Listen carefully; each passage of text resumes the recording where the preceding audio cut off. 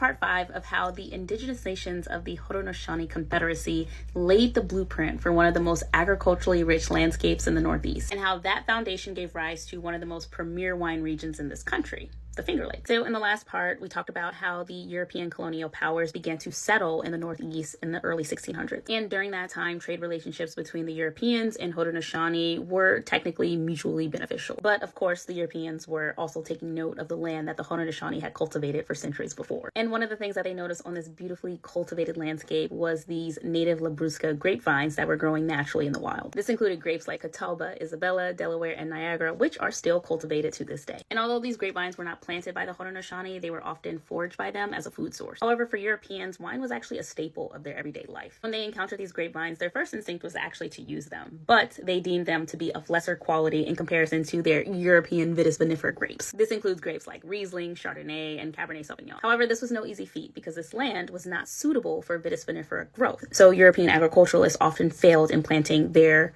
European grapes. See, the cold-sensitive roots of the Vitis vinifera grapes were no match for the brutal winters of upstate New York. Every attempt to establish vinifera grapes ended in the same way. The vines will die in the ground before they ever had a chance to produce viable fruit. So reluctantly, the Europeans had to circle back to what was growing properly on this land. It was these wild native Vitis Labrusca grapevines that were cold-hardy, disease-resistant, and ubiquitous. And understanding these Labrusca grapevines was going to be the clear answer or solution to their vinifera problem. But you would think after 150 years of trade and treaty, the Europeans would work alongside the Haudenosaunee to cultivate the land and solve their vinifera problem. However, in true European fashion, that didn't happen. Because while the Europeans were struggling to grow their grapevines, somebody had already decided that this land and everything that the Haudenosaunee built on it was going to be taken by force.